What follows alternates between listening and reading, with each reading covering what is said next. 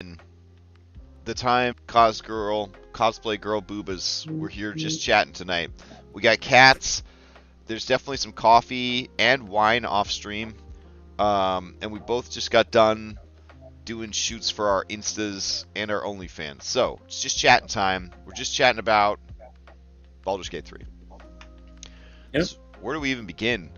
Let's do a quick play-by-play. The game's been out for over a week now, eight days, I guess.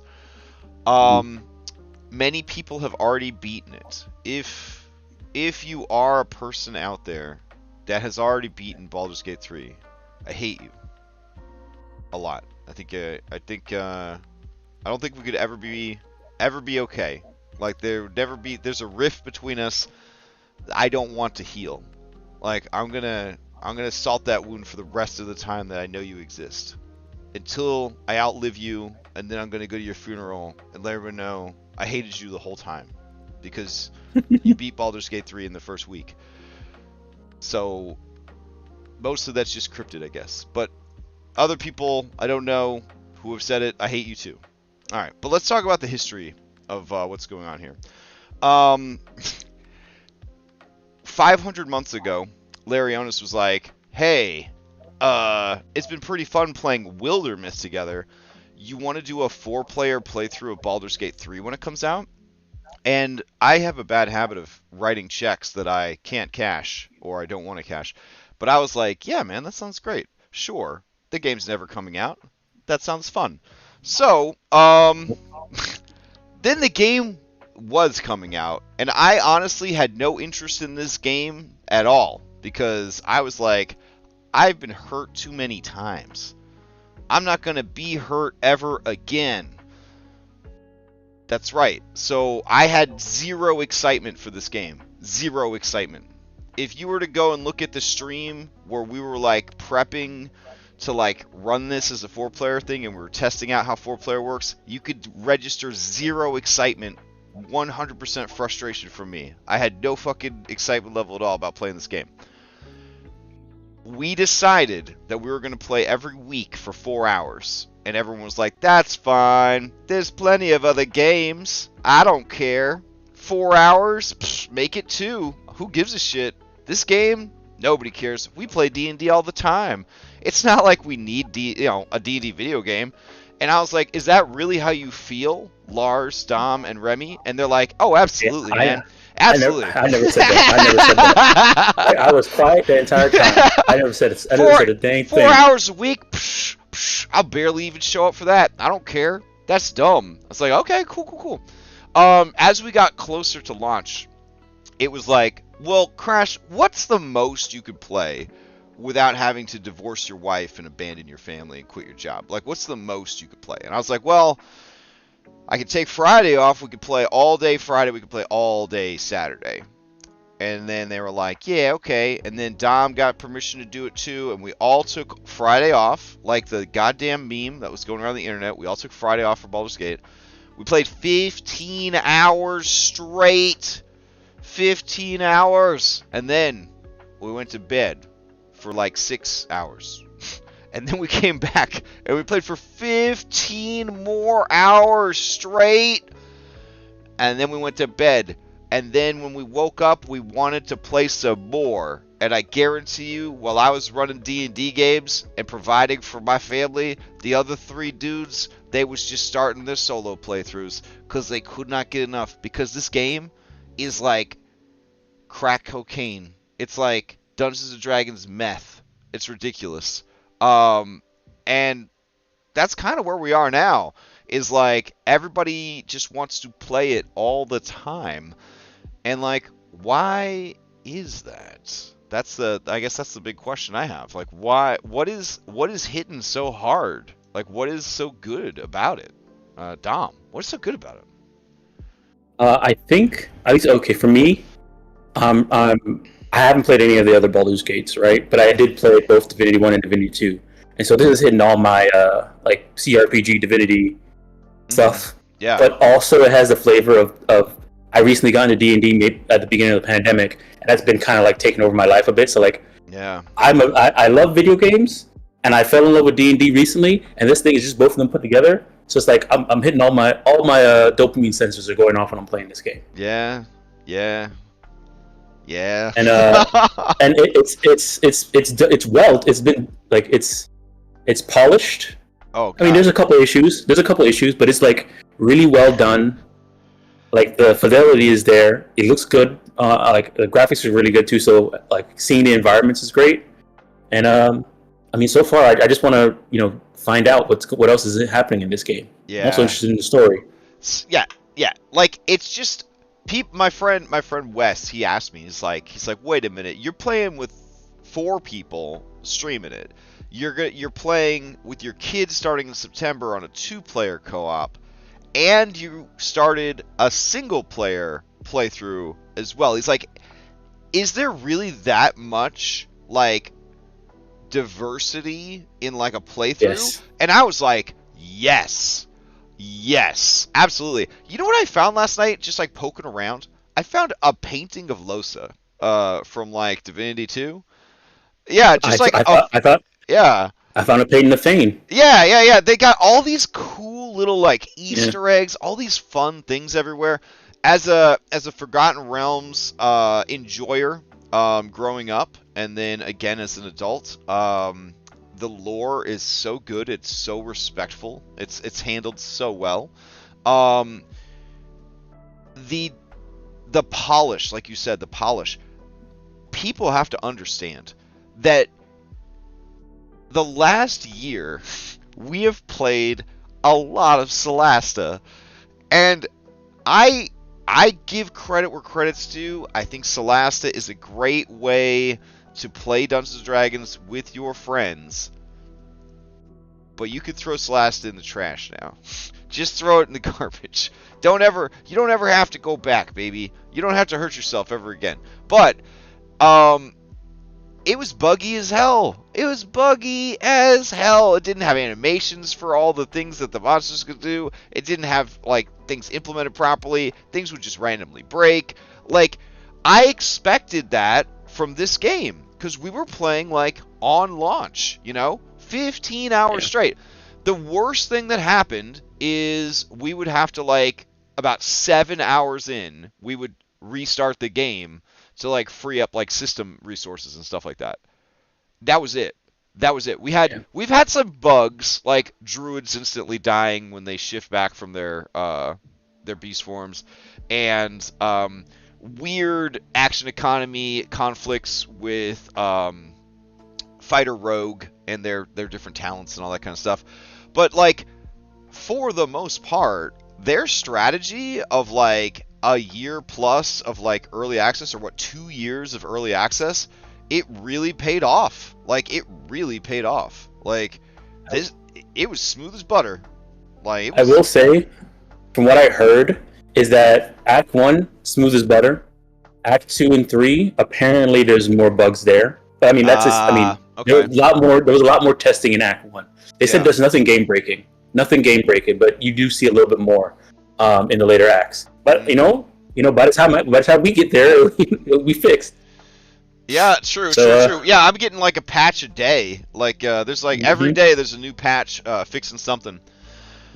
Yeah, no, for me I have played Baldur's Gate 1 and I had Baldur's Gate 2 story told to me because I never got a chance to play it. My friend was a huge enthusiast of it, and he basically play-by-played me through the entire game one night when we were just hanging out and just chilling. And I felt very like invested in the story, and it's been exciting whenever they do a name drop from one of the first 2 games. Whenever they mention something or hinted something from the first 2 games, it's very, very rewarding. Again, not just the lore, but also the respect for the franchise, right?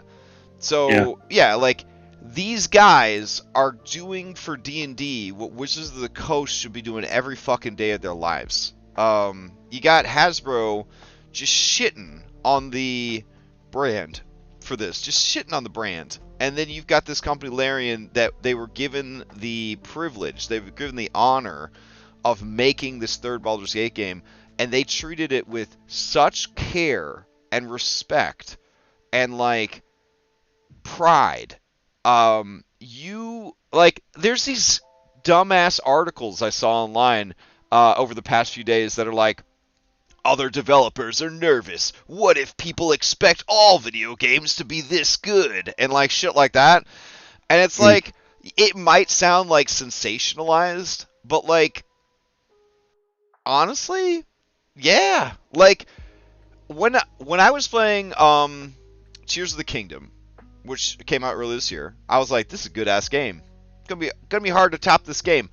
It's really just an expansion to Breath of the Wild. You know, it's not like, it doesn't really feel like a new game, but it's like, it was very fun. It was very innovative. It was very cool. It was very polished, and I was like, such care. Like, it's hard when a game is this good to look at a game like Solasta, and not to hurt your feelings on Dragon Age, but Dragon Age 10 years ago, baller game, right? But nowadays, like, I was trying to play through Dragon Age at the same time that I was playing some of these real amazing games that had come out. Imagine if I was still in the middle of a of playthrough. No, not Dragon's Age. Sorry, Dragon's Dogma. Yeah, if I was playing through. Yeah. Sorry. I was playing through Dragon's Dogma while all these great games are coming out, and I was just like, man, I know Dragon's Dogma was a great game when it came out, but like, it just doesn't hold a candle to some of these newer games because they've learned so much about how to make a game good and how to make a game fun. And like, I couldn't even imagine if I was still doing my Dragon's Dogma playthrough and Baldur's Gate 3 came out, every minute spent playing Dragon's Dogma would feel like a torture, because like, that would be a minute that I couldn't spend playing this game, because this game is just, it's been so fun. And like, I didn't play the early access. Everything that I've experienced with you guys is as far as I've experienced into the game. I have no idea how Act 1 ends. I have no idea what is in store for us in the future. I've seen screenshots of the city of Baldur's Gate. I haven't even gone there yet, right? So like, all of this is still waiting for me. I'm at like, God, we're almost at 40 hours now, right? Of 4-player co-op, and we're not even out of Act 1. And I don't feel like we're going slow, per se, right? Like, I just think that there's that much to do, and there's, like, that much content. And, like, I'm just blown away. If I'm enjoying the first part of the game this much, like, that's a great game. Like, that's a great game. I'm just blown away. Like, I could go on and on and on about every good, amazing thing that I've experienced in this game, that I've seen in this game, and we've had some like real crazy encounters in the game. Like, I don't know. It's been an experience. It's been an experience. Yeah.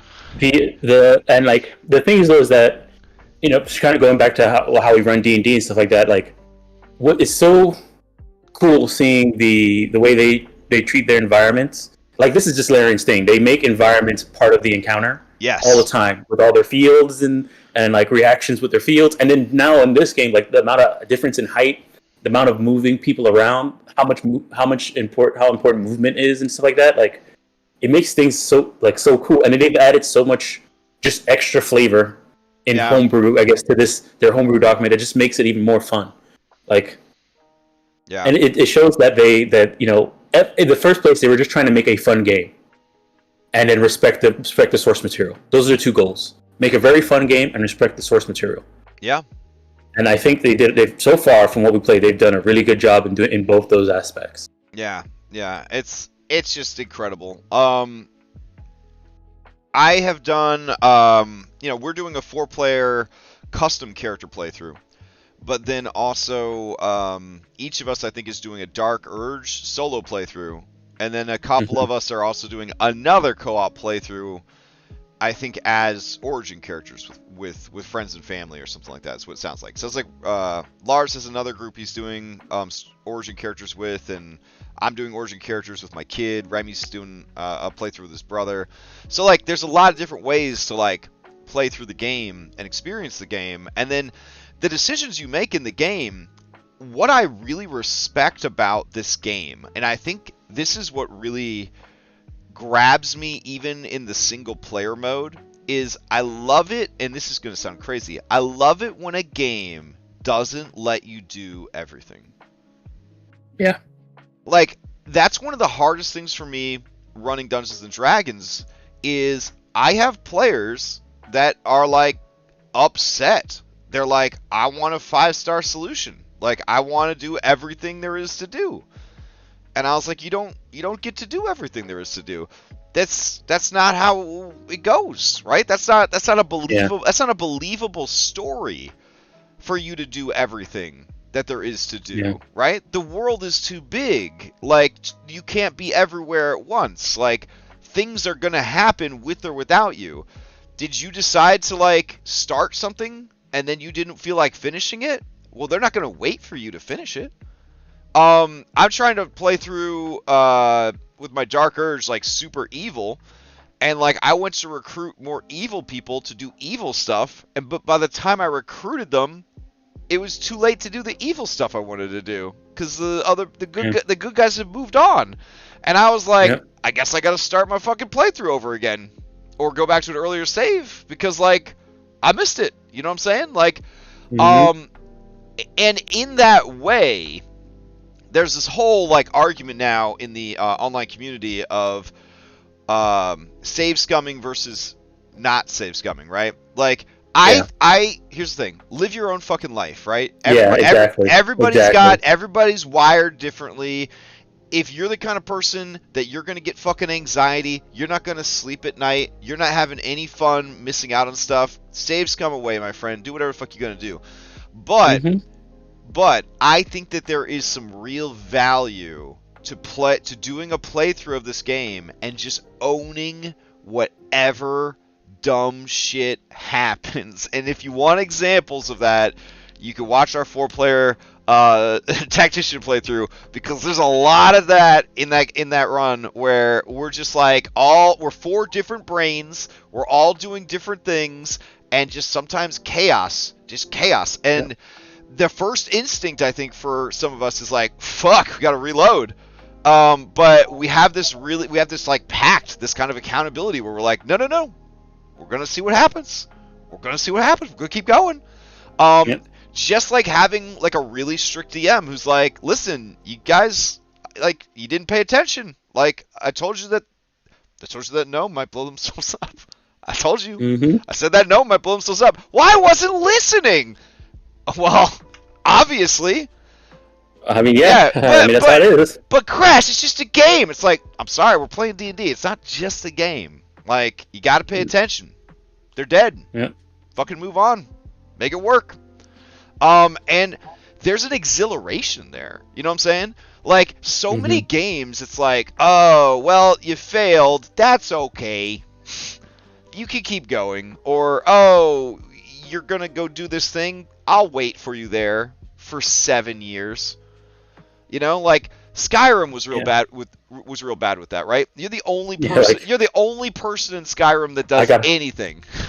I gotta close these Oblivion gates before they invade. I'm gonna go look through this. I'm gonna look through this cave and get married and. Well, Witcher 3, right? Witcher 3, like, you could fail missions, and that would have an impact on the game, but at the same time, you didn't really miss that much, right? Like Ciri was still waiting for you, right? You didn't lose out on, you didn't get forced forward in the game.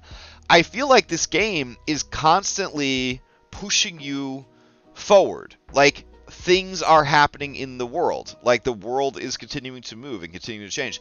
In my bad guy playthrough, a certain handsome warlock joined my party, but I sent him to camp because I was getting ready to do some real evil shit.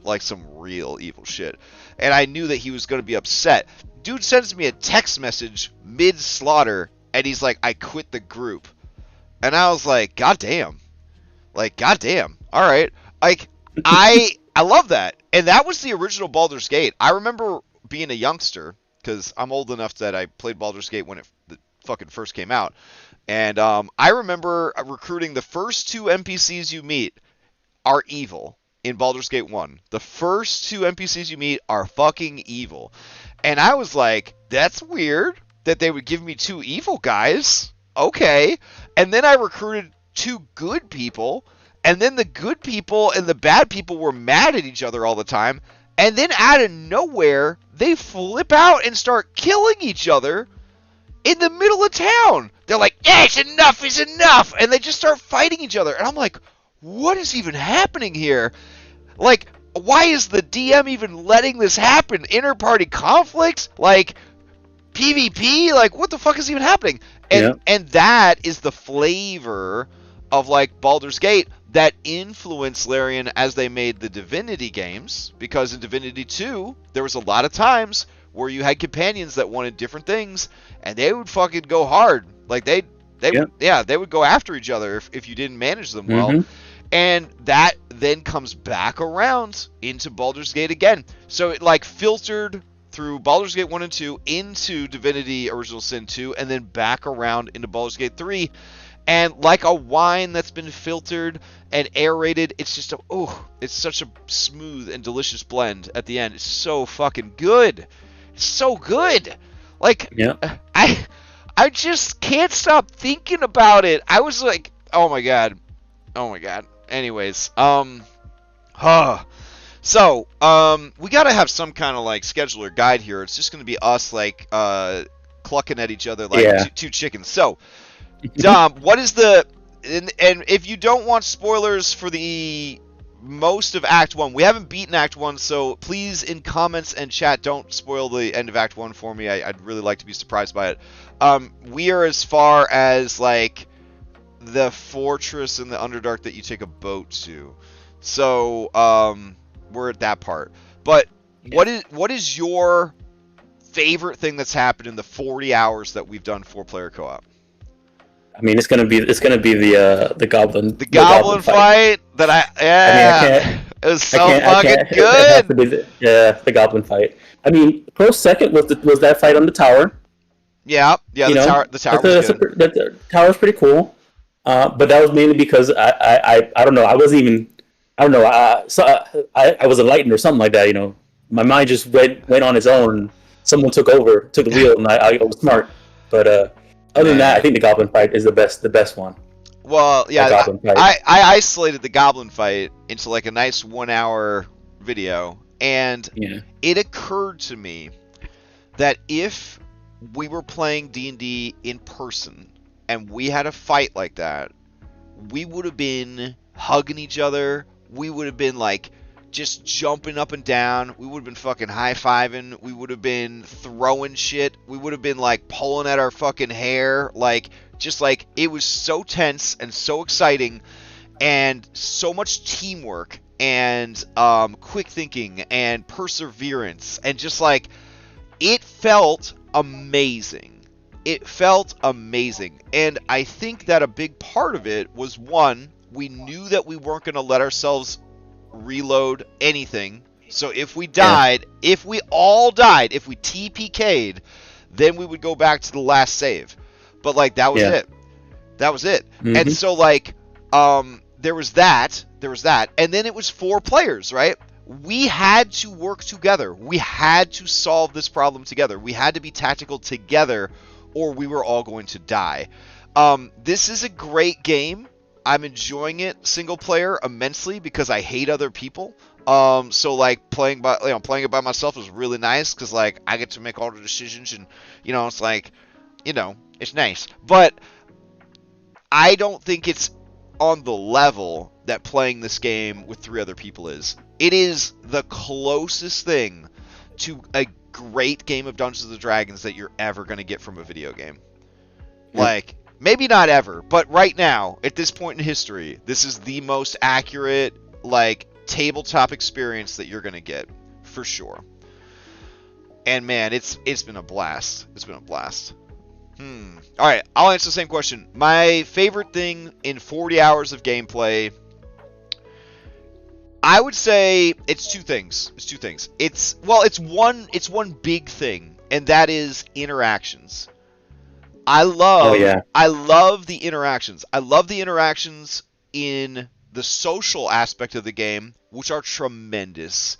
Skull and Shackles, recruit every motherfucker you meet. A new person on every island, bare minimum. We roll up on some ogres. By the time we're done talking to those ogres, they're on our side now. They're on the fucking payroll.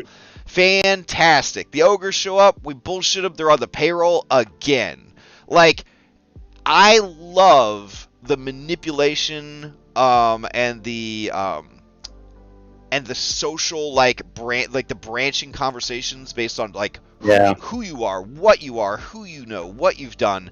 So deep, so rich, and so rewarding to play a maybe not combat heavy character and still be rewarded for those choices and for making that kind of character.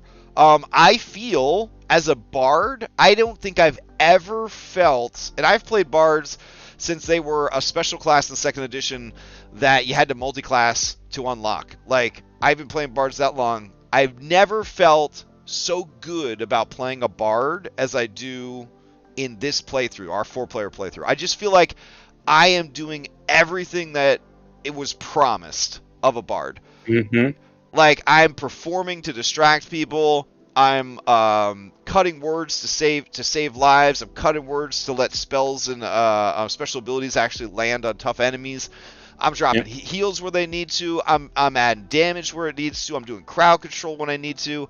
I just feel so seen as a bard. Like, I just yeah. Well, looking cool too with dual crossbows. Oh yeah. And the other part of that interaction is interacting with the environment and the creatures in that environment. Like, watching your character jump across the screen, grab a barrel of oil, and then Donkey Kong that across the map, and then somebody else like shoots it as it's, as it lands and it explodes, and it's just like, that stuff is so good.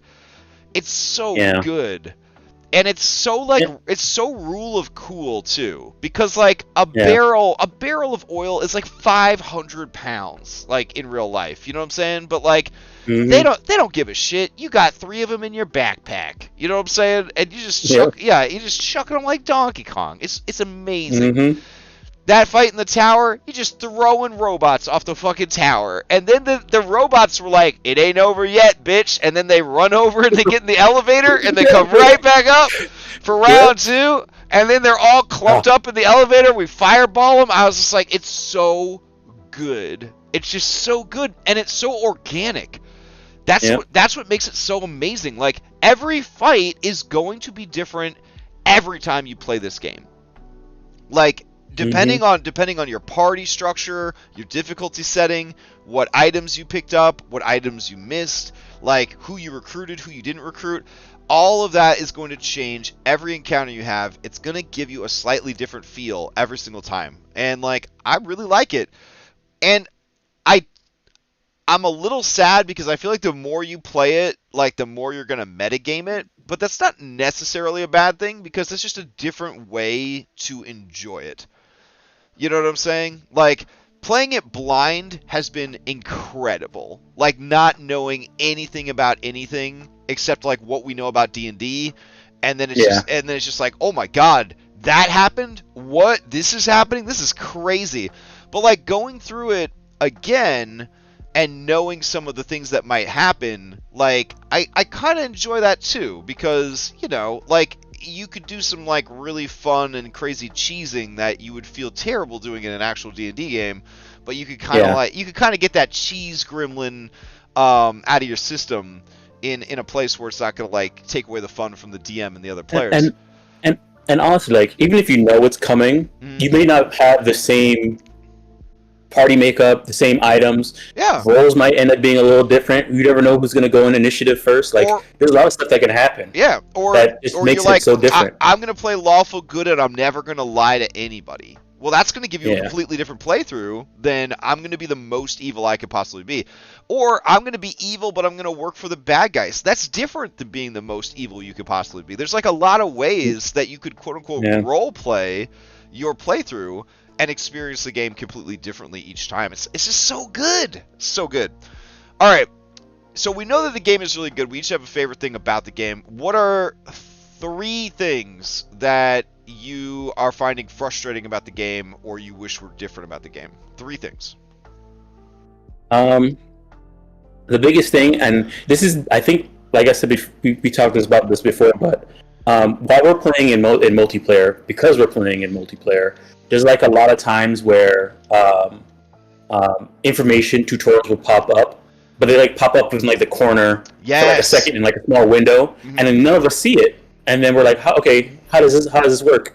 And then another thing is because since we're also playing in multiplayer, everybody's taking their turns at the same time. The enemies are taking their turns at the same time, and there's like no, like, at least in Celeste, like people move, they stop, then they do their thing. Yeah. In this one, it's happening very fluid. It doesn't look like turn-based when you're really looking at it like play out. It looks like, people are moving and doing their thing. Well, especially in the and especially in the 4-player, because if you have similar initiatives, you're allowed to act at the same time. Yeah, so there's a lot of times where stuff happens. You're like, what happened? Yeah, and then you go look at the little combat log, but like so much stuff had happened in that one spot that you have to like scroll and try and figure out what went down, and you have the mouse over the thing that you need to do. So like presentation of information. I think that's the only thing I'm a little frustrated about. Yeah, better documentation and a way to search that documentation would be huge. Yeah. How many times has Shadowheart disapproved of something and we missed it? You know what I'm saying? Like, yeah, exactly. Like, yeah, because like I have a very big monitor that I play on, and like the message appears in like the top left corner, like right up here, and it's like so small with my resolution that it's like a fly has like briefly landed on the screen and flown away. Like I'm like, I don't know what that said. Like, who knows? Yeah. Oh well, I guess we'll just fucking see what happens. Yes. Yes. All right. So is that that's it? You got 2 That's more? one. Okay. Let me see.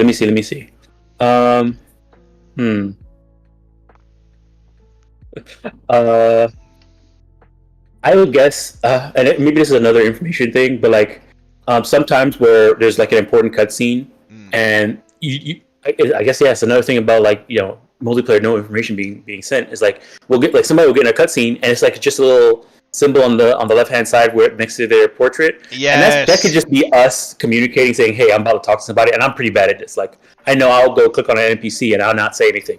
Not realizing that I'm playing multiplayer. But that's one thing. Like maybe like a little note saying, hey, someone started an important a cutscene over here. Do you want to join? And maybe I could get annoying after some time, but like I'd rather that be annoying and me have to click no, and I know myself that I'm not getting involved in this cutscene, then I didn't realize you got in the cutscene and not get into it. If I have to see everyone else's "Do you want to take your reaction" message every fucking time, like you might as well tell me so and so's in a cutscene right now. Yeah. Like, you might as well, like, just put it right there, just like you do with the reaction message. Just tell me, like, hey, this is happening. Do you want to jump in real quick? That's it. That's all you have to do. Honestly, maybe there's a setting for that. I haven't looked through all the settings. Honestly, maybe. I don't know. Maybe. But yeah, that's one thing. That's number 2, which also has to do with sharing information and stuff like that. And I guess 3.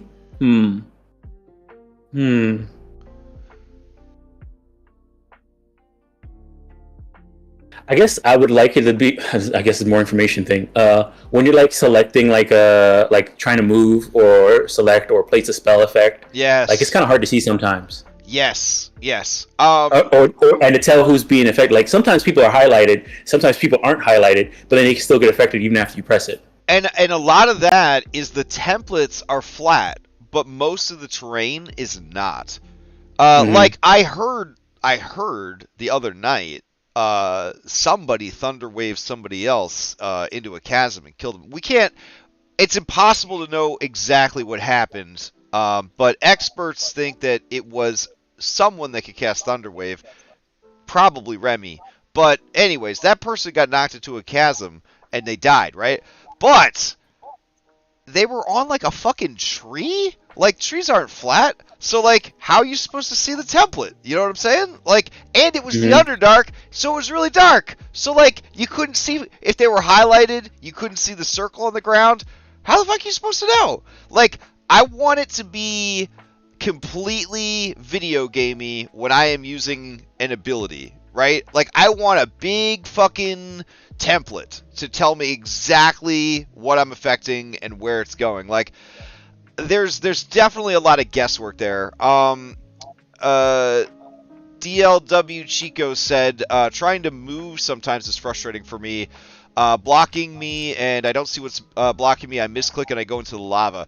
Buddy, I don't know if you knew about my technique. I zoom the mouse out as far as I can. I pick a spot that I think everyone is going to. I click on it, and I hope to God that my character goes there.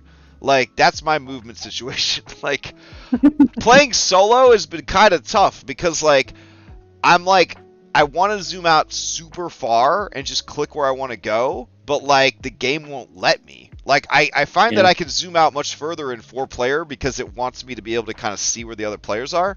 But in, like, single player, everybody's clumped up, so, like, it really doesn't let you zoom too far out. And then you got, like, all this shifting geometry, like, blocking the camera and stuff. Yeah, so I definitely, I agree with that one. That's something that could definitely be improved, is the camera, like, the free camera a little bit. I mean, even in this showing in the background, you can see that, like, a lot of this geometry should fade out. When the camera's trying to look through solid geometry, like, that pillar just now disappeared, but I'm saying, like, the whole fucking tower needs to go, you know? Yeah, like, so there are definitely areas that could have been improved with that. Oh, Remy just confessed that they thunderwaved themselves into the chasm. Oof, man, that's rough, buddy. You know, like, mistakes happen. That's fine. It's fine. It's a good thing Camomile's there to revivify you. That's all I gotta say. Anyways, moving on. So that's your three things then? Yeah. Those are all fantastic things for sure. And like you realize that all three of those things are like really like meta things. They're not like really part of the game, but it's not like. Well, nowadays, what we would call those things, we call those accessibility things.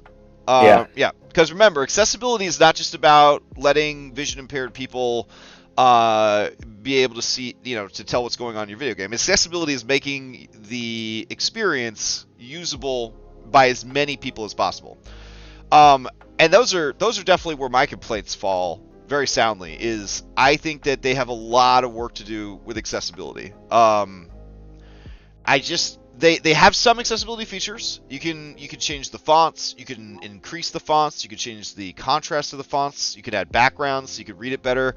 You can somewhat highlight people on the screen with colors. I don't think it holds up very well because of the different lighting and the different environments and things like that.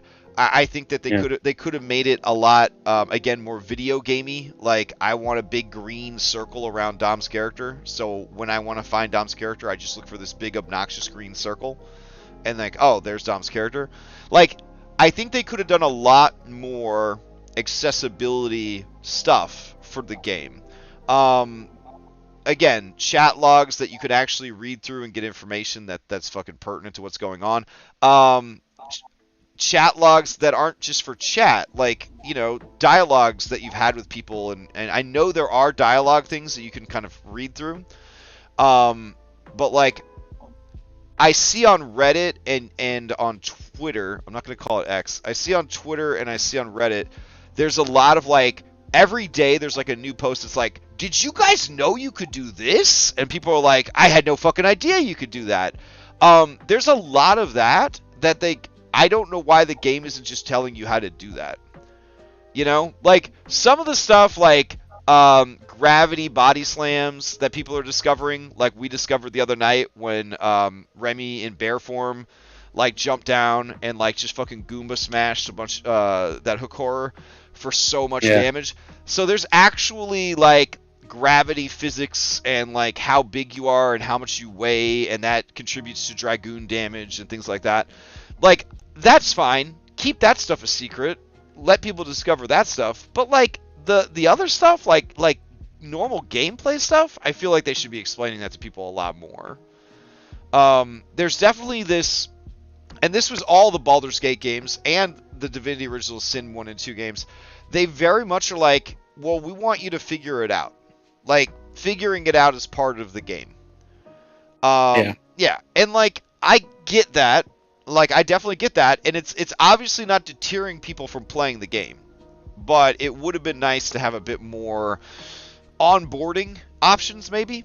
You know, like you tell them at the very beginning, I've never played Dungeons and Dragons before ever, and then you get a different set of tutorials than a person that has played Dungeons and Dragons before. Do you know what I mean? Like, I feel like that would have been like pretty good to have. But me, the class that I've played, I haven't had any problem with it. I love it. I do feel bad for Lars because Lars had a build that they've been dreaming about for months. I don't think tried it in early access to see if it would work or not. They were just kind of banking on how it's supposed to work in 5th edition D&D. The thing is, it wasn't in early access. Oh, see, there you go. Yeah, so they were banking on it being just like 5th edition D&D, and then it wasn't. And then Remy wanted to play a Moon Druid, but they nerfed Moon Druid a lot, as they should. And they didn't tell anyone that they were going to nerf Moon Druid. You know what I'm saying? So like Remy commits to this Moon Druid, has 5-10 years of experience playing 5th edition D&D, expects things to work a certain way, and then they don't. And that, that's led to some kind of, some feel bad moments, for sure. And then with Lars, like, why can't he stack sneak attack and superiority dice? Like, that doesn't make any sense. Why you can't do both? You know what I mean? Like, so I forgot to. So I think there might be a way to do that, but it's you know how reactions are like you have to turn it on and like turn on your reactions so they automatically go. Sneak attack is also one of them, even though it doesn't take your reaction. So I remember I told Lars about that, but I don't know if he did it if we tested it out last time we played. Oh, so you might be able to gain both. You might be able to, yeah. Interesting. But that's a big thing. Like why is that reaction not turned on automatically? Yeah. Well, reactions they said were going to be very hard to program. Yeah, they did. Yeah, and so like I mean I get it, but also at the same time it was like that's probably the clunkiest part I've seen is how reactions kind of interact with each other. It's also weird playing 5th edition not being able to hold your action, which feels kind of weird. Yeah. Having played Original Sin 1 and Original Sin 2, I got very spoiled on the bubble system. You have a certain number of bubbles or whatever, or dots or whatever you want to call them. You could essentially ready an action by ending your turn early, which would push you further up on the initiative, and then you'd have bubbles to spend on abilities when the person moved closer to you.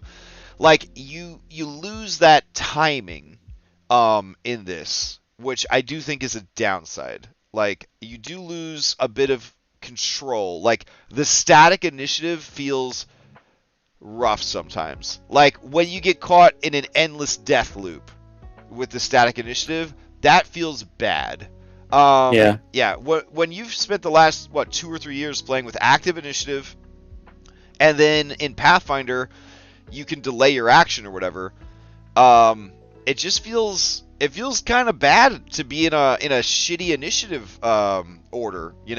Like, it feels bad. Like, I'm going to heal you, but you're going to immediately die.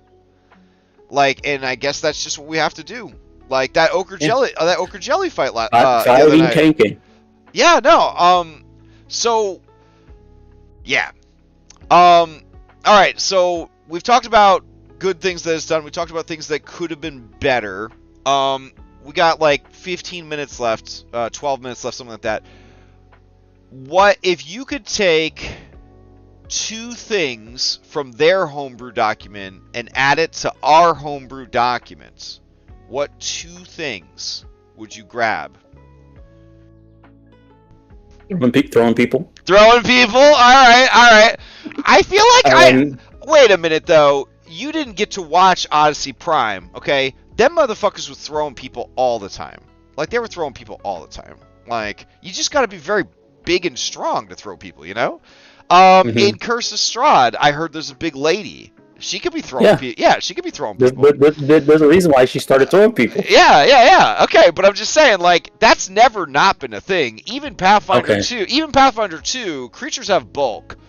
And like, I'll fight the Pathfinder kids if I have to. But like, if you can pick up the bulk and throw the bulk of a person, then you can throw a person. Do you know what I'm saying? Like, so throwing is definitely in there. But you would want rules that make it very clean and like, this is how you pick up and throw people. Okay. Yeah. That, and what's another thing? I kind of like the amount of, like, I kind of like jump being a bonus action and only costing 10 movement, and you just jump as far as you want.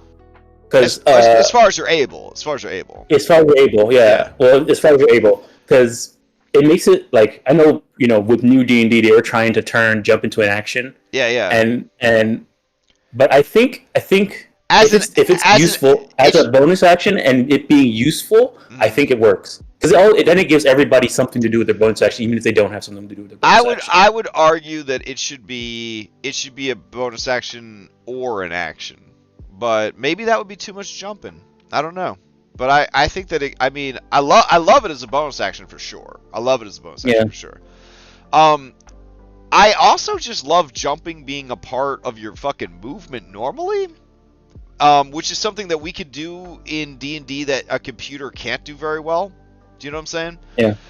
I think that the part of why jumping had to be made a bonus action is they had to account for it. Do you know what I'm saying? Yeah. So the way they set it up here is that it only costs 10 movement.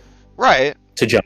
Mm-hmm. So I kind of like the idea of it costing a set number of movement, but how far you jump depends on your strength, your will, strength, and your athletics, and all that kind of stuff. Yeah.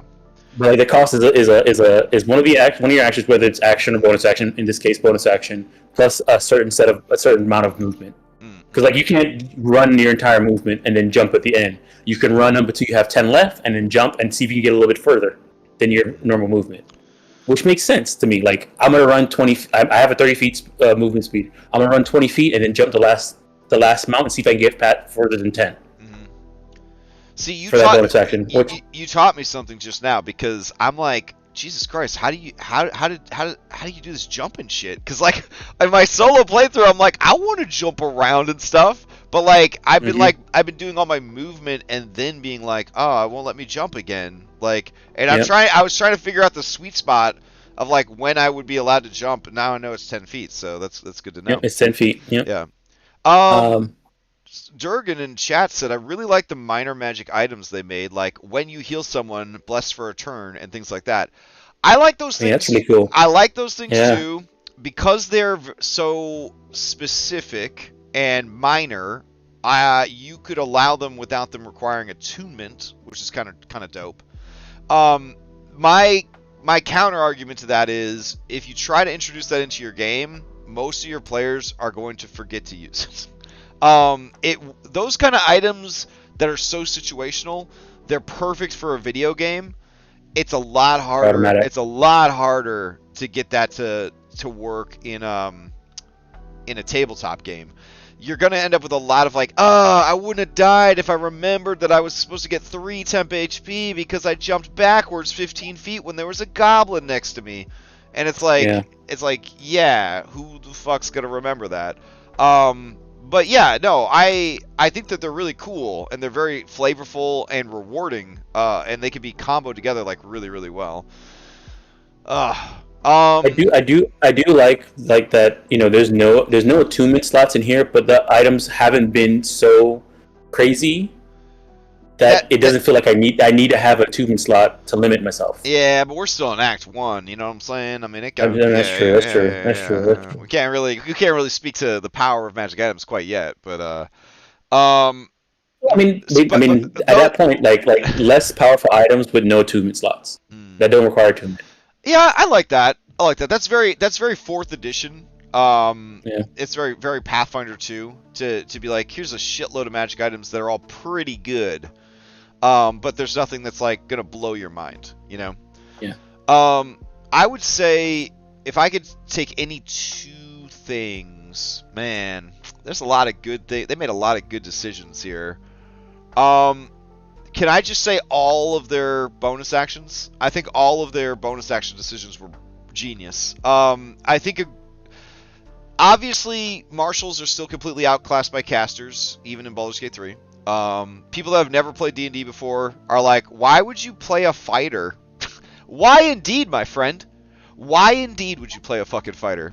What a great question, person that's never played Dungeons & Dragons before. Why does fighter exist? That's a great question. Yeah, so like, but they tried, right? They were like, every weapon in the game has a cool bonus action associated with it. And that is rad as hell. Like, I think that's super cool. I think you could steal every weapon bonus action from this game and you could throw them into D&D. I would say restrict them only to martial characters. But you could definitely do it and restrict it only to martial characters. So I kind of like that. I like the jumping as a bonus action. I like dipping as a bonus action. Yeah, dipping. Yeah. I think dipping's pretty cool. I don't think I would let players dip shit into candles. That's the dumbest shit I've ever seen in my life. Hey man, that candle is as big as your torso. That's some Larian bullshit right there. The troll's like, no, there's hot wax on that arrowhead. Oh, I guess I took fire damage from that hot wax. Oh no, so dumb, so dumb. But yeah, all the bonus actions that they added, they just add so much, especially for classes that don't have anything to do with their bonus action. Like, I don't know if I would allow, and I probably would, I don't know if I would allow the offhand weapon to be used with the bonus action if you didn't trigger it with the main hand. But honestly, how is that really all that powerful when you consider, like, how broken spellcasters are? Do you know what I'm saying? Like, yeah. I mean, it's not, like... Again, I would restrict it to martials, though. I would restrict that. I would say you have to use your action on something. Well, yeah. But like, so it's stupid, right? Like, as a bard, again, I'm living my best life because it's like, oh, I did a bonus action healing word, and now I do a real action like Cloud of Daggers. Fuck yeah. Oh, I do a I run over here and I assist you and pick you up off the ground, and then I fire my offhand hand crossbow for for a shitload of damage. Like, it's stupid good. It's like so fun. And I guess the question here is, if it's fun, is it bad, right? Like, would it be bad to bring all the bonus action things over? It sounds like everybody really enjoys them. It sounds like everybody's having fun. This is one of those things where it depends on what type of game your type of tabletop game you're trying to run. If you're just there to have fun, hang out, do the power fantasy, and have people go out and do cool stuff, and have rules to back up those cool stuff they're doing, do it. Put them all in. Their players go crazy. Then you could just be free to throw crazy crap at them because they have crazy stuff. Let the monsters have crazy stuff too. See what happens. Yeah, honestly, if you want, like I mentioned this before, there was a person who was back when I was running Rhyme. There's a person who did a lot of Rhyme videos, talked about each chapter and how they ran it, and they were doing their own campaign that they were putting on YouTube. And the way they run their games, they try and run games with like in around 30 sessions, and they don't like when characters die permanently. So they would always give out revivify scrolls to their You told me about that. And I was like, they do it here, and they're they're expensive, and you have to use them sometimes, especially when accidents happen. Yeah, accidents happen. Yeah, accidents. Yeah. But if you want to play a game where your characters are power fantasy, we're here to have fun and just have fun, beat up monsters and do cool stuff. We're not here to struggle and have like a very intense thing. You could actually still have those tense stuff, but know that the consequences aren't punishing. Right, they aren't. There's severe. consequences. Yeah, they aren't. They're still there, and they are painful, but they aren't punishing. Yeah, I mean, but we talked about character death and player, based on campaign difficulty and all that. Oh, it depends on the type of campaign. It depends on the type of campaign you're trying to run. Like, it's not bad, it's just different. I'd say because we're almost out of time, I'd say the other thing I would take besides the bonus actions, which I think are great, is I gave all rogues in my game fast hands. But then the rogue thief was like, you gave away my best thing to everybody, what do I get? And I was like, I don't know, you can have a feat. And a feat's pretty fucking good. But now what I'm thinking is, Thief gets 2 bonus actions. Cause like that's I mean, fucking amazing. I know. That's fucking amazing. 2 bonus actions. Like I think Thief gets 2 bonus actions now. Now Thief is like, haha, 2 bonus actions, and I got fast hands. Fastest hands. Fastest hands. That's what I'm talking about. Fastest hands. That's what we'll call it. They get fast hands and they get an extra bonus action. That's beautiful right there. Oh man. So yeah, it's good stuff. I know you got an event at 8. I got stuff going on at 8. We're trying to finish up Final Fantasy 16 this weekend, so we'll see what happens. How far are you in? I don't know, man. Like, okay, I guess what was the last? Something happened in outer space, and then I ran a lot of errands. Okay. Yep. Yep. Okay. I understand. Yeah, so that's where I'm at, or that's where we're at. So we'll see. We might just go to the theme park tomorrow, though. Go to the water park or something. I don't know. When your kid's out of town, it's like you got to cut loose. You know what I'm saying? Yeah. Do all the fun stuff without your kid. No, that's terrible. But yeah. All right, cool. Well, real quick, we're gonna be playing more Baldur's Gate, 4-player co-op tactician, no reloads, on Sunday afternoon, and then we'll be playing even more on Wednesday, and then we'll be playing quite a bit that following Saturday, and then we'll be playing a little bit that Sunday, and so on and so forth, as we try to scratch that itch and get as much Baldur's Gate action as possible. So, but yeah, if you're on the fence about it, it's definitely worth picking up. It's such a fun game, super duper fun. But yeah, it's been a joy. So enjoy your night. Great talking, and we'll continue this on Sunday. Ready. All right. To everybody in chat, thank you so much for cashing in that Fanspiration. Some of these groups, they really need it right now. They got some hard times coming. So it is appreciated. All right, everybody enjoy your weekend, and we'll see you next time. Alrighty. Take care.